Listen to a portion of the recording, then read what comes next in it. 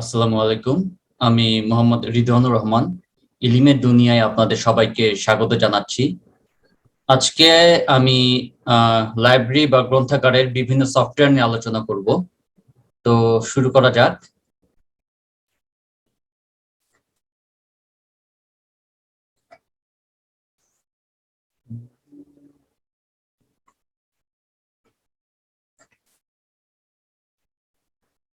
ওকে, next. প্রথমে আমাদের জানতে হবে যে লাইব্রেরি ম্যানেজমেন্ট সফটওয়্যার বা লাইব্রেরি সফটওয়্যারটা আসলে কি। আসলে এটা হচ্ছে এমন একটি সফটওয়্যার যেটা দ্বারা লাইব্রেরি বা গ্রন্থাগারের সকল কার্যক্রম, যেমন ধরেন সংগ্রহ, সংরক্ষণ, প্রক্রিয়াকরণ, বিতরণ, অল টাইপস অফ যে কার্যক্রম যেগুলো রয়েছে বা অ্যাক্টিভিটিস রয়েছে, এগুলো পরিচালনা করা বা নিয়ন্ত্রণ, পরিচালনা, এই সকল কাজকে মানে সম্পাদন করতে যা যা করা দরকার সব, এবং যা যা প্রয়োজন এবং সবকিছু নিয়ন্ত্রণ করতে যে সফটওয়্যারটা আসলে প্রয়োজন, সেটাই হচ্ছে আসলে লাইব্রেরি ম্যানেজমেন্ট সফটওয়্যার। এখানে আপনার ছবিতে দেখতে পাচ্ছেন বিভিন্ন কার্যক্রম চলছে এখানে। ওপ্যাক, অ্যাকুইজিশন, সার্কুলেশন, ক্যাটালগ, ওর রেফারেন্স, ওর টাইপ যে কাজগুলো চলছে, বা সিরিয়ালস ম্যানেজমেন্ট, বিশেষ করে সিরিয়ালস যেমন জার্নালস থাকে, ম্যাগাজিনস থাকে, অল যে ক্যাটাগরি গুলো চলছে, অল টাইপের কাজগুলো যে চলছে, এগুলো মূলত আসলে একটি সফটওয়্যার দ্বারা পরিচালিত হচ্ছে। এটাই কিন্তু এখানে আমরা স্ক্রিনে দেখতে পাচ্ছি। Types of library software. এখন যদি আমরা লাইব্রেরি সফটওয়্যার, যদি এটা কত রকম হতে পারে, বিভিন্ন রকম লাইব্রেরি সফটওয়্যার হয়। যেমন এখানে প্রথমত আমরা আগে এটা আমাদের বুঝে নিতে হবে যে প্রাথমিক যে ধরনটা মানে কি কি ধরনের হয়। একটা হচ্ছে ওপেন সোর্স, একটা হচ্ছে ক্লোজড সোর্স। এখানে একটি তালা দেখতে পাচ্ছি আমরা। তালার এই অংশটা কিন্তু মানে আটকানো বা ক্লোজ অবস্থা রয়েছে এখানে, এই জন্য এটা ক্লোজড সোর্স বোঝানো হয়েছে। আর এখানে একটু খোলা আছে, এটা হচ্ছে ওপেন সোর্স। মোট কথা লাইব্রেরি সফটওয়্যার হচ্ছে দুই রকম, একটা হচ্ছে ওপেন সোর্স সফটওয়্যার, আর একটা হচ্ছে ক্লোজড সোর্স সফটওয়্যার। এখন ওপেন সোর্স সফটওয়্যারটা কি? ওপেন সোর্স সফটওয়্যারটা হচ্ছে, এটা হচ্ছে যে সোর্স কোডটা উন্মুক্ত থাকে, মানে ফ্রি থাকে। মোট কথা এটা একটা ফ্রি সফটওয়্যার। এই ধরনের সফটওয়্যার যখন আমরা সাধারণত ইউজ করি, বিশেষ করে আমরা যখন অ্যাপস ইউজ করি, বিভিন্ন মোবাইলই হোক বা কম্পিউটারই হোক, আমরা বিভিন্ন অ্যাপ ইউজ করি, যেমন ওয়েব ব্রাউজিং সফটওয়্যার যেগুলো, এটা একটা কিন্তু ওপেন সোর্স সফটওয়্যার। বিশেষ করে যেমন মজিলা ফায়ারফক্স, এই সফটওয়্যারটা যখন আমরা ব্যবহার করি, এটার জন্য কিন্তু আমাকে কোনো টাকা পয়সা দিতে হয় না। এটা কিন্তু আমি ফ্রি, আমি ইন্টারনেট থেকে ডাউনলোড করেই কিন্তু এটা ব্যবহার করতে পারি। আবার পক্ষান্তরে ক্লোজড সোর্স সফটওয়্যার যেটা, এটা আসলে সোর্স কোডটা কিন্তু সিক্রেট রাখা হয়, এটা উন্মুক্ত না। এটা কিন্তু মোটেও ফ্রি সফটওয়্যার না। এটাকে আমাকে কোম্পানি যারা এটা ডেভেলপ করে তাদেরকে আসলে টাকা দিতে হয়, টাকা দিয়ে এই সফটওয়্যারটা আমাকে কিনে তারপর ব্যবহার করতে হয়। ফর এক্সাম্পল, যেমন আমরা মাইক্রোসফট অফিসের কথাই আমরা ধরতে পারি। এটা কিন্তু মূলত আমরা টাকা দিয়ে কিনতে হয়, এই সফটওয়্যারটা আমাদের টাকা দিয়ে কিনেই কিন্তু আমরা, যেমন Microsoft Word, Microsoft Excel, Microsoft PowerPoint, এই কাজগুলো আমাদের করতে হয় এই মাইক্রোসফট অফিসের মাধ্যমে। আর এই সফটওয়্যারটা কিন্তু আমাদেরকে কোম্পানির কাছ থেকে কিনে নিতে হয়, সেটা হোক আপনার অনলাইন থেকেই হোক, বা কিংবা আপনি যদি বাজার থেকে সিডি কিনাও যদি ব্যবহার করেন, আপনাকে অবশ্যই টাকা দিয়ে এটা কিনতে হবে। আর যদি অনলাইন থেকেও যদি ফ্রি কিছুদিন ইউজ করেন, সেটা একটা নির্দিষ্ট সময়ের জন্য, হয়তো 1 মান্থ আপনি ট্রায়াল হিসেবে ব্যবহার করতে পারেন, বাট আপনাকে আলটিমেটলি এটার জন্য পে করতেই হবে। সো এটা একটা ক্লোজড সোর্স সফটওয়্যার। এটা জাস্ট বেসিক আপনাদের ধারণা দেওয়া আসলে ওপেন সোর্স সফটওয়্যারটা কি আর ক্লোজড সোর্স সফটওয়্যারটা কি। এখন হচ্ছে ওপেন সোর্স সফটওয়্যার, যেটা ফ্রি সফটওয়্যার ফর লাইব্রেরিজ। এখন আমরা আলোচনা করব open source software for libraries. এখানে আমরা দেখতে পাচ্ছি যে ইন্টিগ্রেটেড লাইব্রেরি সিস্টেম সফটওয়্যার, এখানে সংক্ষেপে দেওয়া আছে ওএসএস। আর ইন্টিগ্রেটেড লাইব্রেরি সফটওয়্যার, যে লাইব্রেরি সিস্টেম সফটওয়্যার, এটা মূলত আসলে ব্যবহার করা হয় হচ্ছে অটোমেটেড লাইব্রেরি যেটা আমরা বলি আসলে সেগুলোর জন্য। এখন এগুলো কিন্তু আসলে ফ্রি সফটওয়্যার, এগুলো কিন্তু আমাদের টাকা দিয়ে কিনতে হয় না। কোম্পানির কাছ থেকে কিন্তু যেটা টাকা দিয়ে যেটা কিনতে হয় ওটা হচ্ছে ক্লোজড সোর্স সফটওয়্যার। আর এটা যেহেতু টাকা দিয়ে কিনতে হয় না, এই জন্য এটা হচ্ছে ওএসএস বা ওপেন সোর্স সফটওয়্যার। এখন এই যে ইন্টিগ্রেটেড লাইব্রেরি সিস্টেম সফটওয়্যারটা দেখছেন, এটা হচ্ছে অটোমেটেড লাইব্রেরি যেটা। এখন আমাদের বুঝতে হবে যে অটোমেটেড লাইব্রেরিটা কি। এটা হচ্ছে এক ধরনের লাইব্রেরি যেটা যে লাইব্রেরি বা গ্রন্থাগারে সকল কার্যক্রম, যেমন ধরেন acquisition, processing, circulation, OPAC, all types of যে কার্যক্রম যেগুলো, এগুলো মূলত আসলে কম্পিউটার প্রযুক্তির মাধ্যমে নিয়ন্ত্রণ ও পরিচালনা করা হয়। এটি হচ্ছে অটোমেটেড লাইব্রেরি। মোট কথা হচ্ছে এটা কমপ্লিট লাইব্রেরি, সকল কার্যক্রম আসলে হবে কম্পিউটারাইজড। আর এই কম্পিউটারাইজড লাইব্রেরিটাই হচ্ছে অটোমেটেড লাইব্রেরি বা স্বয়ংক্রিয় একটা গ্রন্থাগার। আর স্বয়ংক্রিয় গ্রন্থাগারকে নিয়ন্ত্রণ করতে হলে বা পরিচালনা করতে হলে করার জন্য কিন্তু আমাদের সফটওয়্যারের প্রয়োজন। এখানে আমরা স্ক্রিনে দেখতে পাচ্ছি কোহা, আবার নিউ জেন লিভ হচ্ছে নিউ জেনারেশন লাইব্রেরি, আবার আছে এভারগ্রিন। এগুলো সব হচ্ছে open source software, free software. এই সফটওয়্যার আমরা ইজিলি কিন্তু ইনস্টল করে ব্যবহার করতে পারি লাইব্রেরির জন্য। এখন দেখবো আমরা ডিজিটাল লাইব্রেরি সফটওয়্যার। এটাও কিন্তু ওপেন সোর্স সফটওয়্যার, যেখানে আমরা স্ক্রিনে যেগুলো লাইব্রেরি গুলো দেখতে পাচ্ছি, সফটওয়্যার গুলো দেখতে পাচ্ছি, এগুলো কিন্তু ওপেন সোর্স বা ফ্রি সফটওয়্যার। এগুলো আমাকে টাকা দিয়ে কিনতে হয় না, আমি অনলাইন থেকে ইজিলি আমরা ডাউনলোড করে বা ইনস্টল করে আমরা এই সফটওয়্যার গুলো ব্যবহার করতে পারি। এখন আমাদের জানতে হবে আসলে ডিজিটাল লাইব্রেরিটাকে, কারণ আমি যদি ডিজিটাল লাইব্রেরিটা না বুঝি তাহলে কিন্তু ডিজিটাল লাইব্রেরি সফটওয়্যার সম্পর্কে কিন্তু আমি ভালো ধারণা রাখতে পারবো না। আর ডিজিটাল লাইব্রেরি সফটওয়্যার হচ্ছে ডিজিটাল লাইব্রেরিটা হচ্ছে এমন একটি লাইব্রেরি বা এমন একটি গ্রন্থাগার যার আসলে অধিকাংশ, বিশেষ করে বড় একটা অংশ তথ্য সম্পদ মূলত আসলে আমাকে পাঠ করতে হয় যন্ত্রের মাধ্যমে বা মেশিনের মাধ্যমে। আমাকে কিন্তু ওই তথ্য সম্পদ গুলো বা ওই তথ্য বা ম্যাটেরিয়ালস গুলো যেগুলো রয়েছে আমাকে আসলে ওগুলো মেশিন মাধ্যমে বা যন্ত্রের মাধ্যমে পড়তে হয়। এবং কম্পিউটার প্রযুক্তিকে ব্যবহার করে সকল যে তথ্য সম্পদ যা আছে আমরা এটাকে ব্যবহার করতে পারি ডিজিটাল লাইব্রেরির ক্ষেত্রে। এছাড়াও এই লাইব্রেরিটি এক স্থান থেকে যেমন ব্যবহার করা যায়, আমি এক স্থানে বসেও আমি ব্যবহার করতে পারি, আবার এটাকে দূরবর্তী স্থান থেকেও কিন্তু আমরা ব্যবহার করতে পারি কম্পিউটার নেটওয়ার্ক ব্যবহার করে। কম্পিউটার নেটওয়ার্ক ব্যবহার করে আমি হয়তো এই লাইব্রেরি, বিশেষ করে একটা কোনো নির্দিষ্ট কোনো গ্রন্থাগার যারা ডিজিটাল লাইব্রেরি ব্যবহার করেন বা ডিজিটাল লাইব্রেরি আওতায় রয়েছেন, সেই ধরনের লাইব্রেরি যদি আমি ব্যবহার করতে চাই, অনেক সময় আমি এখানে কম্পিউটার নেটওয়ার্ককে ব্যবহার করে আমি চাইলে বাসা বা অফিস থেকেও কিন্তু এই লাইব্রেরি সেবাটা পেতে পারি। এখন এই লাইব্রেরিটাকে নিয়ন্ত্রণ বা পরিচালনার জন্য যে সফটওয়্যার গুলো দরকার হয়, এগুলো হচ্ছে ওপেন সোর্স ফ্রি সফটওয়্যার। এখানে আমরা দেখতে পাচ্ছি গ্রিনস্টোন ডিজিটাল লাইব্রেরি সফটওয়্যার, জি স্পেস, ই প্রিন্টস, তারপর ফেডোরা কমন্স, এছাড়া আরো আছে। এগুলো হচ্ছে মূলত বিখ্যাত লাইব্রেরি সফটওয়্যার, বিশেষ করে ডিজিটাল লাইব্রেরির ক্ষেত্রে। এখন দেখবো আমরা সিএসএস বা ক্লোজ সোর্স সফটওয়্যার অথবা যে প্রোপ্রাইটারি সফটওয়্যার ফর লাইব্রেরিজ। এখন টাইপস অফ সিএস বা types of close source software অথবা প্রোপ্রাইটারি সফটওয়্যার। প্রোপ্রাইটারি সফটওয়্যারটা একটু আগে বললাম যে এই ক্লোজ সোর্স সফটওয়্যারটাকেই কিন্তু প্রোপ্রাইটারি সফটওয়্যার বলা হয়। এটা হচ্ছে কমার্শিয়াল, এক ধরনের কমার্শিয়াল সফটওয়্যার, বাণিজ্যিক সফটওয়্যার, যেগুলো আসলে কোম্পানির কাছ থেকে আমাকে টাকা পে করে কিনে নিতে হয়। সেরকমই আমি টাইপস অফ সিএস বা সিএসএস বা এটারও ক্লোজ সোর্স সফটওয়্যারও কিন্তু ভাগ রয়েছে বা প্রোপ্রাইটারি সফটওয়্যারও ভাগ রয়েছে। প্রথমে দেখতে হবে যে এখানে দেখতে পাচ্ছি যে প্রি রিটেন সফটওয়্যার এবং আরেকটা হচ্ছে কাস্টমাইজড সফটওয়্যার। এখন প্রি রিটেন সফটওয়্যারকে কিন্তু আমরা রেডিমেড সফটওয়্যারও বলতে পারি। মোট কথা কোনো কোম্পানি বা কোনো সফটওয়্যার হাউস তারা কিন্তু সেল করার জন্য অলরেডি সফটওয়্যার তারা নিজেদের মতো করে তৈরি করে রাখে বা সেল করার জন্য তারা নিজেরাই প্রডিউস করে বা তৈরি করে, ডেভেলপ করে, এবং তারা ওই সব সফটওয়্যার বিভিন্ন কোম্পানির আওতাধীন থেকেই তারা এগুলো ডিস্ট্রিবিউট করে, মানে এগুলো তারা সেল করে বিভিন্ন কোম্পানির কাছে, বিভিন্ন প্রতিষ্ঠানের কাছে এই সফটওয়্যার গুলো সেল করে। এগুলা প্রি রিটেন সফটওয়্যার। আবার কাস্টমাইজড সফটওয়্যারটা হচ্ছে, এটা হচ্ছে অনেকে এরকম, এটা আসলে কোন প্রতিষ্ঠান তার নিজের জন্য মানে নিজে ব্যবহার করবে, মানে অর্ডার দিয়ে কোন একটা নিজেদের সুবিধার্থে বা নিজেদের চাহিদা অনুযায়ী যে সফটওয়্যার তৈরি করে নেয় বা কোনো কোম্পানির মাধ্যমে, সেটাই হচ্ছে কাস্টমাইজ সফটওয়্যার। আর এটি হচ্ছে প্রি রিটেন সফটওয়্যার আর কাস্টমাইজ সফটওয়্যারের মধ্যে মেইন পার্থক্য। প্রি রিটেনটা হচ্ছে অলরেডি তৈরি করাই থাকে, কোম্পানি রেডি করেই রাখে, তারা রেডিমেড তৈরি করেই থাকে, আমাদের জাস্ট খালি কিনে নিতে হয় বাজার থেকে বা কোম্পানির সাথে যোগাযোগ করে কিনে নিতে হয়। আর কাস্টমাইজটা আমি কোম্পানির সাথে যোগাযোগ করবো, ঠিক আছে, বাট এটা কোম্পানি তারা যে নিজেদের মতো যে সফটওয়্যার তৈরি করে রেখেছে ওটা আমি ফলো করবো না বা ওটা আমি নিব না।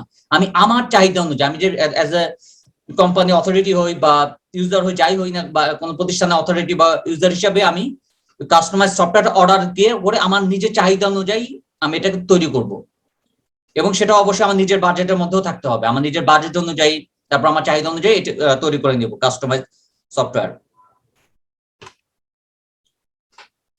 এখন হচ্ছে দেখবো যে merits of pre written software. আচ্ছা, প্রি রিটেন সফটওয়্যারে কিছু সুবিধা, এখানে সুবিধা আমরা দেখবো। এখানে আমরা দেখতে পাচ্ছি ease of purchase and installation. আর এখানে আর আমাদের খেয়াল রাখতে হবে, এখানে যে ইংলিশের যে কতগুলো পয়েন্টস আছে এগুলো কিন্তু ট্রান্সলেশন যদি করা যায়, একটা হচ্ছে ওয়ার্ড ফর ওয়ার্ড ট্রান্সলেশন, একটা হচ্ছে সেন্স ফর সেন্স ট্রান্সলেশন। এখন ওয়ার্ড ফর ওয়ার্ড করতে গেলে একটা ট্রান্সলেশনটা ভালো শোনা যায় না, এই জন্য আমি এখানে সেন্স ফর সেন্স ট্রান্সলেশনই কিন্তু আপনাদের কাছে এটা ব্যাখ্যা করব। Is the purchase and installation, তার মত এটা হচ্ছে সহজ ক্রয় এবং স্থাপন। যেহেতু প্রিরিটেন সফটওয়্যার যারা কোম্পানি আগে থেকে রেডি তৈরি করেই রাখে সেল করার জন্য, তারা তাদের মতো তাদের নিজেদের মতো করে ডেভেলপ করেই রাখে, তো এটা সহজেই আমরা কিনে নিতে পারি তাদের কাছ থেকে, সহজে কিনে এবং নিজেদের মতো করে সহজেই এটা ইনস্টল করে নিতে পারি, ইনস্টল করে এটা ব্যবহার করতে পারি। আর কস্ট ইফেক্টিভ, এটা হচ্ছে ব্যয় সাশ্রয়ী। মোট কথা কোনো কোম্পানি যখন প্রিরিটেন সফটওয়্যার যখন তারা তৈরি করে বা রেডিমেড সফটওয়্যার যখন তারা তৈরি করে, এটার কিন্তু একটা খরচ আছে। তো যেহেতু তারা প্রচুর পরিমাণে তৈরি করে এবং তারা কিন্তু প্রচুর পরিমাণ সেলও করে, যেহেতু ওরা এত পরিমাণ সেল করতে পারে যে প্রচুর বায়ার্স কিন্তু তাদের কাছ থেকে সফটওয়্যার কিনে নেয়, যে কারণে তারা যে খরচ করেছিল সফটওয়্যার তৈরি করতে, ওই খরচটা তাদের পুষিয়েও যায়, প্লাস তারা এখান থেকে একটা বড় অংশের লাভও করে থাকে। সো এটা সব দিক থেকে ব্যয় সাশ্রয়ী। Clearly defined functions and documentation, এটা হচ্ছে আপনাকে যদি এটা অনুবাদ করতে যায় তাহলে এটা অনেকে এভাবে দাঁড়াবে, খ্যাতি সম্পর্কিত সুস্পষ্ট ধারণা।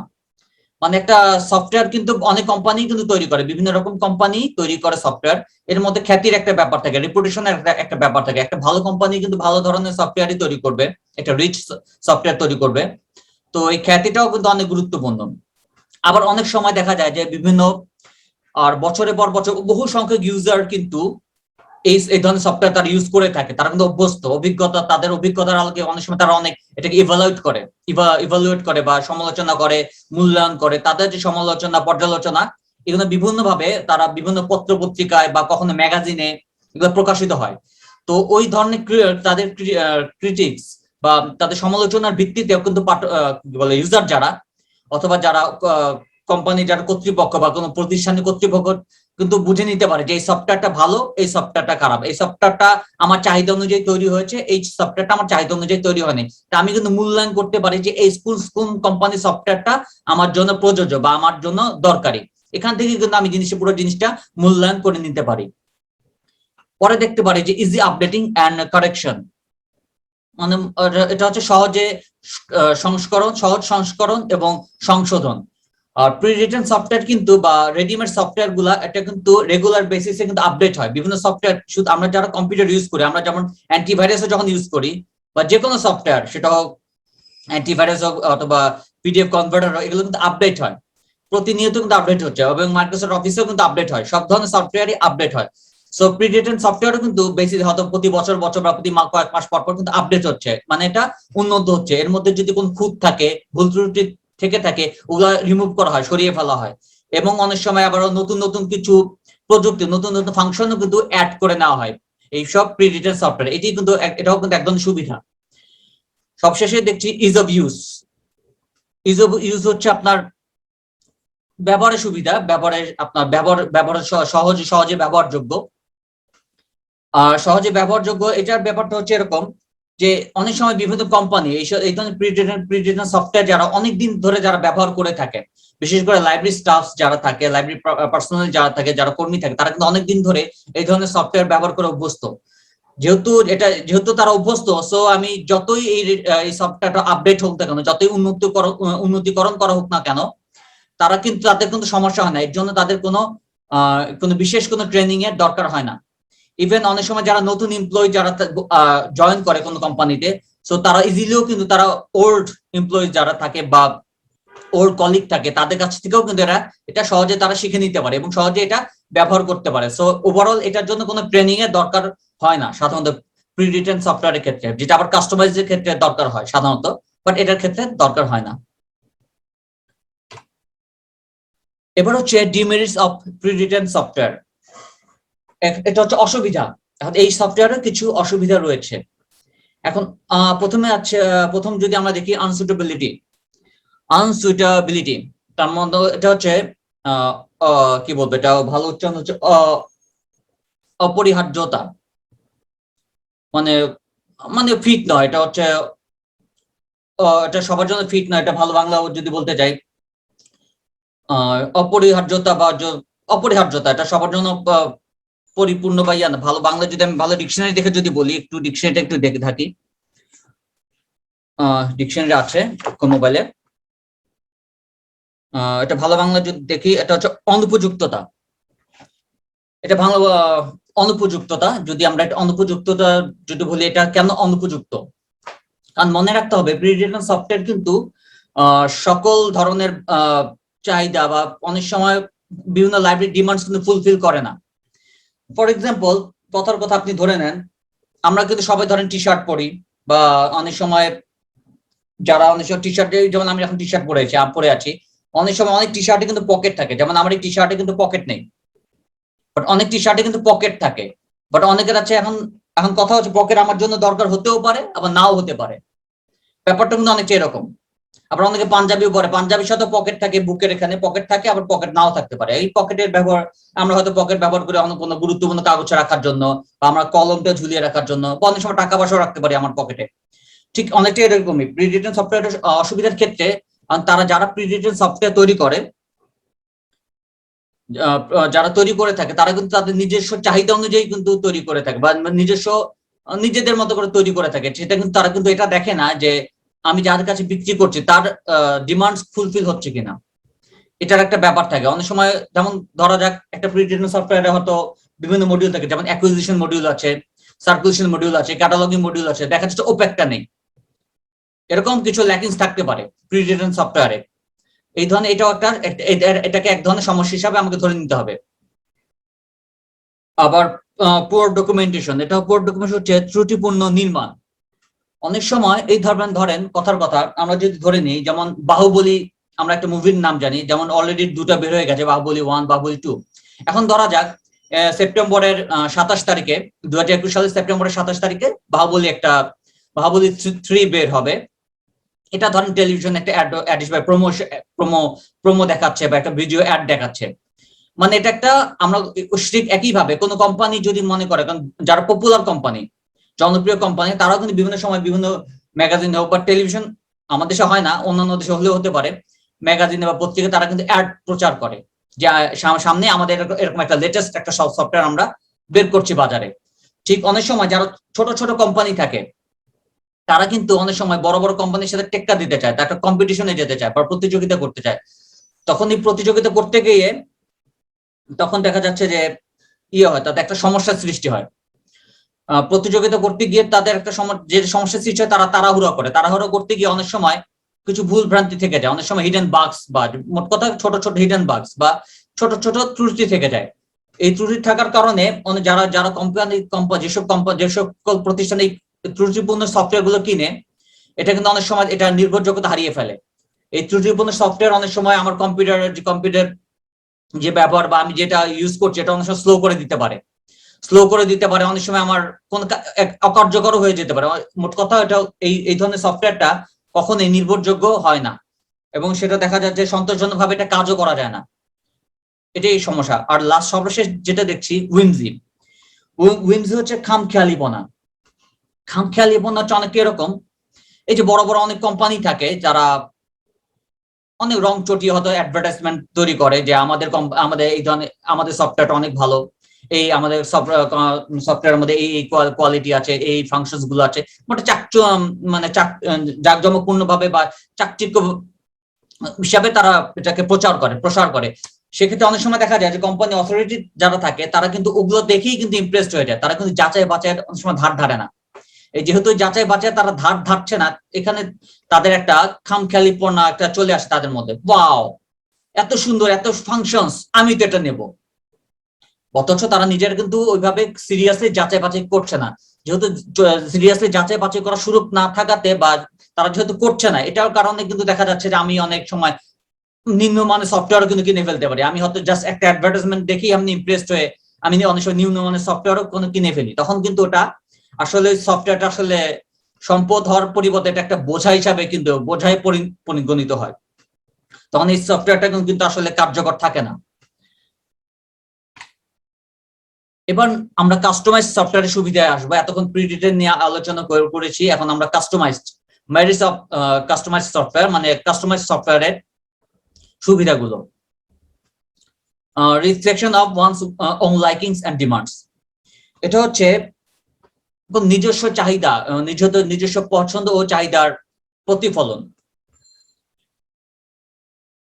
নিজস্ব চাহিদা এবং পছন্দ এবং চাহিদার প্রতিফলন, এটা হচ্ছে আমাকে দেখতে হবে যখন কোনো কোম্পানি যারা বিশেষ কাস্টমাইজ সফটওয়্যার যখন অর্ডার দিয়ে যখন বানাতে যাবে একটা সফটওয়্যার, তখন তারা যেটা করে সারা সবসময় এটা খেয়াল রাখে আমি আমার লাইব্রেরির জন্য কি কি দরকার, আমার কি কি আমার পছন্দ, নিজস্ব চাহিদা নিজের যে সে যদি মনে করে যে ডিজিটাল লাইব্রেরি সফটওয়্যার এবং আপনার ইন্ডিভিজুয়াল লাইব্রেরি সফটওয়্যারের ফাংশন গুলো আমার এক সফটওয়্যারে দিয়ে আমি কাজ করব, সেটা সে চাইলে করতে পারে। এটা দিয়ে আমি ডিজিটাল লাইব্রেরিটাও পরিচালনা করব, আমার অটোমেটেড লাইব্রেরিটাও আমি পরিচালনা করবো, এই যে একসাথে করবো টুগেদার, এই ধরনের চিন্তা সে করতে পারে। মোট কথা নিজস্ব চাহিদা এবং ডিমান্ডের একটা প্রতিফলন আমরা দেখতে পারি। নেক্সট হচ্ছে রিলায়েবিলিটি অ্যান্ড পারফরমেন্স। এটা হচ্ছে নির্ভরযোগ্যতা এবং কর্ম দক্ষতা। যেহেতু নির্ভরযোগ্যতা, যেহেতু আমি আমার নিজস্ব চাহিদা এবং নিজের চাহিদা এবং পছন্দ অনুযায়ী যেহেতু আপনি সফটওয়্যার তৈরি করে নিচ্ছি, আসলে কিনছি না, বাজার থেকে কিনছি না, এটা আমি তৈরি করে নিচ্ছি, তো সচেতন এবং এটার জন্য কিন্তু আমি নিজস্ব কোনো অনেক টাকা পয়সাও কিন্তু খরচ করছি। যেহেতু আমি টাকা পয়সা খরচ করছি, তো স্বাভাবিকভাবে এটার মাল কোয়ালিটি কিন্তু প্রি রিটেন সফটওয়্যার চেয়ে অনেক ভালো হবে, কোয়ালিটি অনেক ভালো হবে এবং কার্যক্ষমতা কিন্তু অনেক বেশি হবে।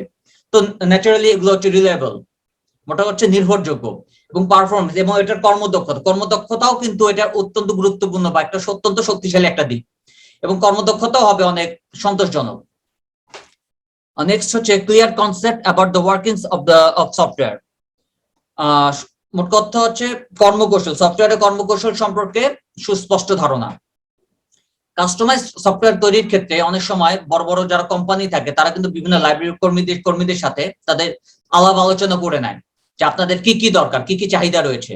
যারা অ্যাকুইজিশন সেকশনে কাজ করেন তারা বলে আমার এই দরকার, যারা সার্কুলেশনে কাজ করে তারা বলবে আমার এই ফাংশনস গুলো দরকার, আবার যারা প্রসেসিং এর কাজ করে ক্যাটালগিং বা ক্লাসিফিকেশনে যারা কাজ করে তারা বলবে যে আমরা এই দরকার। মোট কথা কোম্পানি কিন্তু লাইব্রেরি পার্সোনালদের সাথে বা লাইব্রেরি কর্মীদের সাথে আলাপ আলোচনা করেই কিন্তু এই সফটওয়্যারটা তৈরি করে। সো একটা ক্লিয়ার কনসেপ্ট তৈরি হয়, দাঁড়িয়ে যায় যে কোম্পানি বা কোনো সফটওয়্যার হাউস তখন চিন্তা করে আচ্ছা এটা হচ্ছে তাদের চাহিদা, তো আমি এই চাহিদা অনুযায়ী এই ফাংশন গুলো এখানে ফিক্স করব বা আমি এই ফাংশন গুলো এখানে ব্যবহার করব।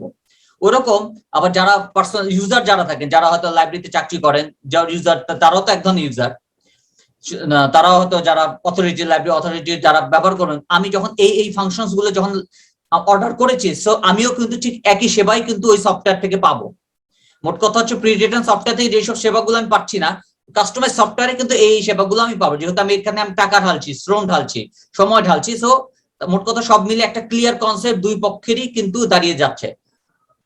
তো এটাই হচ্ছে clear concept of the work. মোট কথা সফটওয়্যারের কর্মকৌশল সম্পর্কে সুস্পষ্ট ধারণা, এটা বুঝে নিলাম। Increasing the technological expertise of library stuffs. এটা হচ্ছে গ্রন্থাগার কর্মীদের প্রযুক্তিগত জ্ঞান বা প্রযুক্তিগত দক্ষতার বৃদ্ধি। হ্যাঁ, যারা এই কোম্পানির সাথে যখন তারা নিজেরা যখন ইনভলভ হয়ে যাচ্ছে, যেমন অ্যাকুইজিশন সেকশনে যারা কাজ করে, সার্কুলেশন সেকশনে যারা কাজ করে, প্রসেসিং সেকশন যারা করে বা রেফারেন্স সেকশনে যারা কাজ করে, তারা কিন্তু সবাই ইনভলভ হচ্ছে। যখন কোম্পানি যখন তৈরি করছে, যারা যখন তৈরি করে নিচ্ছে সফটওয়্যার, তাদের সাথে যেহেতু আলাপ আলোচনার মাধ্যমে তৈরি করছে, তো ন্যাচারালি লাইব্রেরি যারা স্টাফ রয়েছেন তারাও কিন্তু দেখতেছেন যে কোম্পানি এই কিভাবে কি প্রসিজার ইউজ করে তারা সফটওয়্যারটা তৈরি করছে। তারাও কিন্তু তাদের মধ্যেও কিন্তু একটা টেকনোলজিক্যাল যে নলেজ এটা বা এটাও কিন্তু গ্রো করে।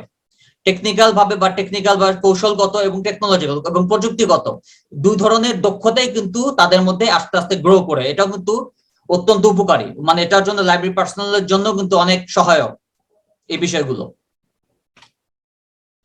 এখন হচ্ছে demerits of customised software.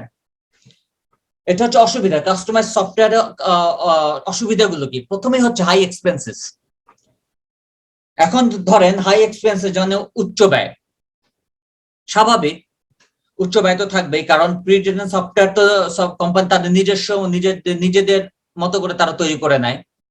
R customise যেহেতু আমি অর্ডার দিয়ে করে নিজের চাহিদা মতো করছি, তো একটু খরচ তো বেশি হবে। ফর এক্সাম্পল, আপনি যদি ন্যাচারালি চিন্তা করেন, আপনি যেমন আমাদের যারা পোশাক আমরা যারা কিনি, ভালো ভালো ব্র্যান্ডের দোকান থেকে যারা কিনি, যেমন ধরেন ইনফিনিটি থেকে কিনি, আরং থেকে কিনি, তারপর ধরেন রেমন্ড থেকে কিনি, রিচ ব্যান্ড, ইয়েলো ইত্যাদি বিভিন্ন আপনার ব্র্যান্ডের আমরা পোশাক কিনে থাকি। তখন আবার অনেক সময় দেখা যায় যে আপনার কথার কথা আপনার হাইট হচ্ছে 7 ফিট, তো 7 ফিট হাইটের মানুষের পোশাক কিন্তু সাধারণত বাংলাদেশে অ্যাভেলেবল হয় না। এটা কিন্তু আসলে আমাকে অর্ডার করেই কিন্তু, বিশেষ করে টেইলরের কাছে, ভালো ভালো টেইলর বা দর্জির কাছে গিয়ে কিন্তু আমাকে অর্ডার করেই কিন্তু আমার নিজের পোশাক কিনে নিতে হবে। কারণ এরকম আন্ডারটেকারের মতো 7 ফিট মানুষ কিন্তু বাংলাদেশে দেখা যায় না। দু একটা দেখা গেলেও দেখা যেতে পারে, আপনারা হয়তো দেখে থাকতে পারেন কেউ কেউ, তো আমি দেখিনি এখন পর্যন্ত। তো 7 ফিট ধরেন, কথার কথা 7 ফিট হাইটের কোনো ব্যক্তি যদি দেখেন যে তার তার হাইটের সাথে তার হাইটের কোনো পোশাক সে কোনো ব্র্যান্ডের দোকানে সে পাচ্ছে না, তার মানে তাকে অর্ডার করে হয়তো কাপড় কিনে দর্জির কাছে গিয়ে বানাতে হবে। তো ন্যাচারালি সে যখন 7 ফিট হাইটের মানুষ যখন কাপড় কিনবে, তার কিন্তু কাপড়ের পরিমাণটা কিন্তু বেশি, তার চওড়া লম্বা তারপর চওড়া সবকিছু মিলে তার কাপড়ের পরিমাণটা বেশি লাগছে, তার তো ন্যাচারালি তার এখানে খরচ খরচ তার বেড়ে যাচ্ছে। আবার সে দর্জির কাছে যখন যাচ্ছে, আবার ধরে দর্জির কাছে যখন যাচ্ছে, এটাও তার অনেক ক্ষেত্রে তার, ধরেন সে বাসেই যাক বা নিজস্ব গাড়িতেও যদি যায়, তার তেলের খরচটা লাগছে যদি দর্জির কাছে যায়। আবার আবার যে বাসার কাছে হয় সেক্ষেত্রে হিসাবটা আলাদা, সেক্ষেত্রে হয়তো তার শরীর থেকে কিছু ক্যালোরি ক্ষয় হবে, হেঁটে যাচ্ছে। মোট কথা কিছু খরচ তো হবেই। আর তৃতীয়ত হচ্ছে টেইলরকে কিন্তু তার কিন্তু একটা মজুরি দিতে হবে, টেইলরও কিন্তু ফ্রি এটা করে দিবে না। সব মিলিয়ে কিন্তু দেখা যাচ্ছে যে আপনাকে যেহেতু কাস্টমাইজড, আপনার পোশাকটাও কিন্তু এক ধরনের কাস্টমাইজ। আপনি যখন দর্জির কাছে নিজের পোশাকটা একটা শার্ট বানিয়ে নিচ্ছেন, আপনার কিন্তু খরচটাও কিন্তু বেশি পড়ে যাচ্ছে। আপনি যতই, আর যদি আপনি ভালো ব্র্যান্ডের যদি পোশাকটা পরেন, যদি ভালো ব্র্যান্ডের কাপড় দিয়ে আপনি যদি ভালো কোম্পানি বা ভালো কোয়ালিটির যদি আপনি কাপড় বানান, সেক্ষেত্রে যদি থার্ড ক্লাস লেভেলের কাপড় বানান সেক্ষেত্রে অত খরচ কম একটু বললেও পড়তে পারে। বাট আমি ভালোর কথা বলছি, ভালো মানের পোশাক বা ভালো কোয়ালিটির পোশাক পরতে গেলে আপনার খরচ অবশ্যই পড়বে, কারণ টেইলরকেও আপনাকে মজুরি দিতে হবে। তো সব মিলিয়ে আপনার খরচটাও অনেক বেড়ে যাচ্ছে। সেক্ষেত্রে সফটওয়্যারের ক্ষেত্রেও ব্যাপারটা তাই। আপনি যখন কাস্টমাইজ সফটওয়্যার যখন কিনবেন, যখন নিজের চাহিদা মতো করতে যাবেন, এটা আপনার খরচটাও প্রি রিটেন সফটওয়্যার চেয়ে অনেক অনেক বেশি পড়ে যাবে। আবার যদি আপনি চিন্তা করেন কাস্টমার সফটওয়্যারে আপনার ইন্টিগ্রেটেড লাইব্রেরি সিস্টেম, বিশেষ করে অটোমেটিক লাইব্রেরি সিস্টেমের ব্যবহার, আপনার কি বলে ব্যবহার থাকবে, আবার ডিজিটাল লাইব্রেরি সব ব্যবহার বিধিও থাকবে। সেক্ষেত্রে খরচ অনেক অনেক বেড়ে যাবে। সেক্ষেত্রে যেটা হয়, এটা অনেক সময় নিরুৎসাহিত করতে পারে, লাইব্রেরি অথরিটিকে নিরুৎসাহিত করতে পারে যে না বাবা, এত খরচ দিয়ে আমি লাইব্রেরিতে আমি সব সফটওয়্যার ব্যবহার করব না। তো এটা একটা সমস্যা। প্রবলেম অফ আপডেটিং, এই যে যারা আমরা কম্পিউটারে ইউজ করে অভ্যস্ত, বিভিন্ন ধরনের সফটওয়্যার আমরা যেমন ইউজ করি, যেমন কথার কথা যেমন মোজিলা ফায়ারফক্স এর কথাই ধরি, আমি বারবার এটাই বলছি যেহেতু এটা খুব কমন একটা সফটওয়্যার, সবাই ভালো করে চেনে। ইভেন আবার মাইক্রোসফট অফিসেও ধরেন আরো যে যারা আছে, যেমন পিডিএফ কনভার্টার, তারপর পিডিএফ ভিউয়ার, পিডিএফ, যাই অল টাইপস যেগুলো সফটওয়্যার রয়েছে, এগুলো আপনার আপডেট হয় বিভিন্ন রেগুলার বেসিসে, কয়েক মাস পর পর বা 1 বছর পর পর কিন্তু এগুলো আপডেট হয়, কারণ বিভিন্ন এগুলো সংস্কারের দরকার হয়, কোন কারেকশনের দরকার হয়, তাই না? এইসব যেহেতু আপডেট হয় রেগুলার বেসিসে, বাট কাস্টমাইজ সফটওয়্যারে কিন্তু সেটা আর সম্ভব হয় না, যেহেতু আমি অর্ডার করে একবারে বানিয়ে ফেলেছি। তো এখন যদি আমি আপডেট করতে যাই প্রতি বছর বছর, সেক্ষেত্রেও কিন্তু আমার খরচের ব্যাপারটা চলে আসে, খরচ শ্রমের একটা ব্যাপার চলে আসে। তো এটা একটা সমস্যা, যেটা প্রি রিটার্নের ক্ষেত্রে সমস্যা হয় না, কারণ প্রি রিটার্ন রেগুলার বেসিসে আপডেট হয়।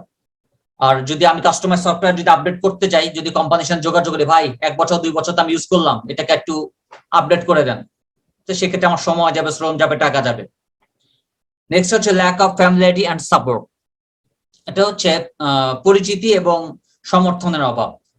লাইব্রেরি পার্সোনালি যারা থাকেন, যারা লাইব্রেরি কর্মী থাকে, তারা হয়তো যারা প্রি রিটেন সফটওয়্যার ব্যবহার করে অভ্যস্ত, বা হয়তো আপনার ওপেন সোর্স সফটওয়্যার যারা কোহা যারা ইউজ করেন বা গ্রিনস্টোন যারা ইউজ করেন, তারা ওইভাবে সফটওয়্যার, আমরা ফ্রি সফটওয়্যার ইউজ করে যারা অভ্যস্ত, অথবা যারা প্রি রিটার্ন সফটওয়্যার ইউজ করে অভ্যস্ত, তারা কিন্তু কাস্টমাইজ সফটওয়্যারে কিন্তু অভ্যস্ত না।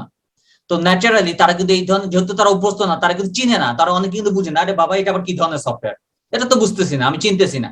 মানে নতুন কিছু যখন বাজারে আসে বা নতুন কিছু যখন চলে আসে, তখন কিন্তু আমরা সহজে এটাকে গ্রহণ করতে চাই না। এটা একটা সমস্যা হয় দাঁড়ায় লাইব্রেরি কর্মীদের ক্ষেত্রে।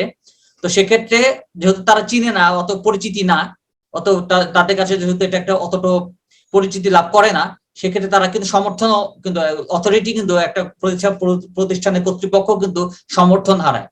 মানে যেহেতু উৎসাহী না, আমার নিজের কোম্পানি বা নিজের প্রতিষ্ঠানের যারা কর্মী রয়েছে, তারা যেহেতু উৎসাহী না, সেক্ষেত্রে আমিও কিন্তু এখানে কোন রকম সমর্থন পাচ্ছি না, তাদের থেকে কোন রকম সমর্থন বা সহায়তা পাচ্ছি না। এই ক্ষেত্রে কাস্টমাইজ সফটওয়্যারের ক্ষেত্রে এটা একটা বড় একটা প্রতিবন্ধকতা।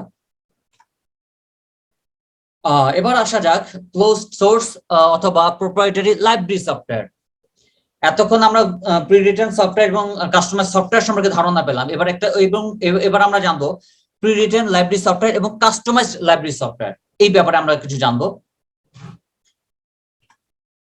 এখানে আমরা দেখতে পাচ্ছি কতগুলো প্রি রিটেন লাইব্রেরি সফটওয়্যার, আবার ব্রেকেটে দিয়ে দিয়েছি আইএলএস ইন্টিগ্রেটেড লাইব্রেরি সিস্টেম। বিশেষ করে অটোমেটেড লাইব্রেরি যেগুলো থাকে সেক্ষেত্রে এগুলো ব্যবহার হয়ে থাকে। অটোমেটেড লাইব্রেরি যে কম্পিউটার যে গ্রন্থাগার থাকে সেখানে এগুলো ব্যবহার হয়ে থাকে।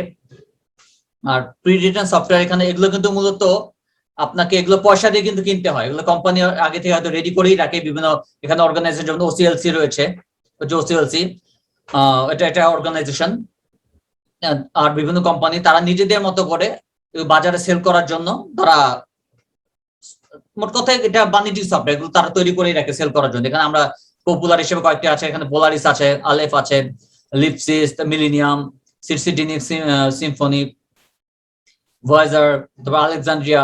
এখানে যারা 4-5টা পরীক্ষার খাতা আপনারা 4-5টা লিখলেই হবে, এখানে আমি 8-9টা দিয়েছি। তো এগুলোই হচ্ছে মোট কথা। এগুলো আপনাকে প্রি রিটেন লাইব্রেরি সফটওয়্যার, এগুলো কিন্তু আপনি ফ্রি ব্যবহার করতে পারবেন না, এটা কোম্পানির কাছ থেকে আপনাকে কিনে নিতে হবে। এটা হচ্ছে pre written library software, but এটা হচ্ছে ডিএলএস, বাট এটা হচ্ছে ডিজিটাল লাইব্রেরি সফটওয়্যার। এগুলো কিন্তু আপনাকে টাকা দিয়ে কিনে নিতে হবে, এটা কিন্তু আপনার ফ্রি না। আমরা কিন্তু ফ্রি সফটওয়্যার যেটা দেখেছি যেমন ওপেন সোর্স সফটওয়্যার, এগুলো কিন্তু ওপেন সোর্স সফটওয়্যার না, এগুলো হচ্ছে ক্লোজড সোর্স সফটওয়্যার। এটাও কিন্তু এটা হচ্ছে আপনার ডিজিটাল লাইব্রেরি ক্ষেত্রে। আগের পৃষ্ঠে আমরা আগের স্ক্রিনে আমরা দেখেছি হচ্ছে ইন্টিগ্রেটেড লাইব্রেরি সিস্টেম বা অটোমেটেড লাইব্রেরির জন্য ওই সফটওয়্যার গুলো ব্যবহার হয়। আর এই সফটওয়্যার গুলো ব্যবহার হয় মূলত ডিজিটাল লাইব্রেরির ক্ষেত্রে, এবং এটাও কিন্তু ক্লোজড সোর্স সফটওয়্যার বা প্রোপ্রাইটারি সফটওয়্যার। এই সফটওয়্যার গুলো কিন্তু আমাকে কিনে নিতে হবে, আমি এই সফটওয়্যার গুলো ফ্রি ব্যবহার করতে পারবো না। এর মধ্যে জনপ্রিয় যেগুলো আছে এনকম্পাস, ডিজিটাল, তারপরে visual multimedia and imaging solutions, যেটাকে সংক্ষেপে ভিএমআইএস বলা হয়, অথবা টিমস দেখতে পাচ্ছি, ইনসাইট, নিউজ সার্চ, তারপর ইউএস ওয়েব। এগুলো হচ্ছে জনপ্রিয় ডিজিটাল লাইব্রেরি সফটওয়্যার। এগুলো আমাদের কিনে নিতে হবে কোম্পানির কাছ থেকে। এখন হচ্ছে কাস্টমাইজ লাইব্রেরি সফটওয়্যার। এখন এতক্ষণ আমরা জানলাম যে প্রি রিটেন সফটওয়্যারে যেমন যেগুলো আমাকে কিনে নিতে হচ্ছে এগুলো কিন্তু নাম আছে। আবার ডিজিটাল লাইব্রেরি সফটওয়্যারের ক্ষেত্রেও হোক, আবার ইন্টিগ্রেটেড লাইব্রেরি সিস্টেম বা অটোমেটেড লাইব্রেরির জন্য যেসব সফটওয়্যার ব্যবহার করা হয় এগুলো কিন্তু একটা নাম, যেমন পোলারিস আমরা পেলাম, তারপর ডিজিটাল, যাই হোক এগুলো আলোচনা না করি, যেহেতু এগুলোর একটা নাম আছে, এগুলো অলরেডি আলোচনা করে ফেলেছি। এখন কাস্টমাইজ সফটওয়্যারের ক্ষেত্রে যেহেতু আমি নিজের চাহিদা অনুযায়ী বানাচ্ছি, তো সেক্ষেত্রে কিন্তু নামের কোনো ব্যাপারটা থাকে না। এই যেমন কথার কথা, আপনি যদি কোনো পোশাক কিনতে চান, কোনো ব্র্যান্ডের দোকানে যদি জুতা কিনতে চান, আপনি হয়তো বাটা থেকে একটা জুতা কিনলেন, বাটার জুতা কিনলাম। আবার আপনি যদি মনে করেন অ্যাপেক্সের জুতা কিনতে পারেন, মার্কিসের জুতা কিনতে পারেন। আবার পোশাকের ক্ষেত্রে একটু আগে বললাম যে যারা ভালো ভালো ব্র্যান্ডের পোশাক, যেমন আরং আছে, তারপর রেমন্ড, ইয়োলো, তারপর রিচম্যান ইত্যাদি, এরকম অনেক কিছু যারা ব্র্যান্ডের পোশাক কিনে অভ্যস্ত তারা কিন্তু জানেন এগুলোর কিন্তু একটা নাম আছে। যে আমি আজকে রেমন্ডের একটা শার্ট কিনলাম, আর আজকে একটা আরং থেকে একটা শাড়ি কিনলাম। মোট কথা এগুলো কিন্তু একটা ব্র্যান্ড, যেহেতু একটা ব্র্যান্ড, এগুলো নাম যেহেতু আছে। কাস্টমাইজ যেগুলো, যারা মনে করেন দর্জির কাছ থেকে কাপড় বানিয়ে নেবেন, কাপড় কিনে নিলেন, আপনি দর্জির কাছে দিয়ে দিলেন, দর্জি তার আপনার আপনার আপনার চাহিদা অনুযায়ী, আপনার হাইট, ওয়েট বা ওয়েস্টের সাইজ অনুযায়ী আপনাকে একটা পোশাক তৈরি করে, একটা শার্ট তৈরি করে দিল, বা আপনার বা একটা সালোয়ার কামিজ তৈরি করে দিল। মোট কথা আপনার চাহিদা অনুযায়ী, আপনার শারীরিক গঠন অনুযায়ী আপনাকে তৈরি করে দিল, বাট আপনি ওই পোশাকের কিন্তু একটা নাম দেন না, তাই না? সেরকম কাস্টমাইজ সফটওয়্যারে কিন্তু নাম থাকে না ওই সেরকম। তা আপনি যদি মনে করেন, আমি যদি মনে করি আমার ইলিমের জন্য একটা সফটওয়্যার আমি তৈরি করে নেবো একটা কোম্পানির কাছ থেকে বা অর্গানাইজেশন বা ওসিএলসি এটা অর্গানাইজেশন কাছ থেকে, আমি বললাম ভাই আমাদের জন্য একটা সফটওয়্যার তৈরি করে দেন, বাট আমি কিন্তু ওই সফটওয়্যার যেটা আমি নিজের জন্য তৈরি করবো ওটা কিন্তু নাম সাধারণত হয় না। আমি যদি চাই আমি দিয়ে দিলাম ইলিম লাইব্রেরি সফটওয়্যার, এটা আমি আমার ইনস্টিটিউটের নামে একটা সফটওয়্যার নাম দিতে পারি, আমার নাও দিতে পারি, এটা আমার নাম দিতে হবে এমন না। আবার দেখা যায় যে রিদওয়ান লাইব্রেরি সফটওয়্যার, এটা আমার নিজের ছবি দিয়েছি আমার নিজের নামের। এখন যদি মনে করি যে আমি আমার ব্যক্তির নামে সফটওয়্যারের নাম দিতে পারি, আবার নাও দিতে পারি। মোট কথা কাস্টমাইজ সফটওয়্যার যেটা আমি নিজের চাহিদা অনুযায়ী তৈরি করে নিচ্ছি কোনো কোম্পানিকে টাকা দিয়ে, সেক্ষেত্রে এটা নামের কোনো ব্যাপার স্যাপার থাকে না। সো কাস্টমাইজ সফটওয়্যার হচ্ছে সেগুলোই যেটার জন্য আমাকে পে করতে হয়। আমার নিজের চাহিদা অনুযায়ী যেহেতু তৈরি করতে হচ্ছে সেক্ষেত্রে আমি কোম্পানিকে টাকা পে করে বা আমার নিজের চাহিদা অনুযায়ী আমার নিজের লাইকিং ডিমান্ডস অনুযায়ী এটা তৈরি করে নিলাম। সো এখানে নামের কোনো ব্যাপার স্যাপার থাকে না। কেউ যদি মনে করেন নিজের নামে সফটওয়্যার তৈরি করে নিতে চান, দেন কারো নাম যদি রহিম হয়, রহিম লাইব্রেরি সফটওয়্যার দিয়ে দিলেন, করিম লাইব্রেরি সফটওয়্যার দিয়ে দিলেন, বা আপনি কোন স্কুল বা কলেজ বা যে ইউনিভার্সিটি দিয়ে দিলেন। ধরেন যদিও ইস্ট ওয়েস্ট নর্থ সাউথ তাদের নিজস্ব সফটওয়্যার রয়েছে, জাস্ট বললাম কাস্টমাইজ লাইব্রেরি সফটওয়্যার, কোনো নামের ব্যাপার স্যাপার থাকে না। এটা জাস্ট আমি একটা ফর এক্সাম্পল দেওয়ার জন্য আপনাদের সামনে জাস্ট উপস্থাপন করলাম। তো আজ এই পর্যন্তই, আমার প্রেজেন্টেশন এই পর্যন্ত আজকে আজকে তো তো আজকে যতটুকু প্রেজেন্ট করলাম আশা করি আপনারা সহজভাবেই বুঝতে পেরেছেন। তো আল্লাহ হাফেজ, সবাই ভালো থাকবেন।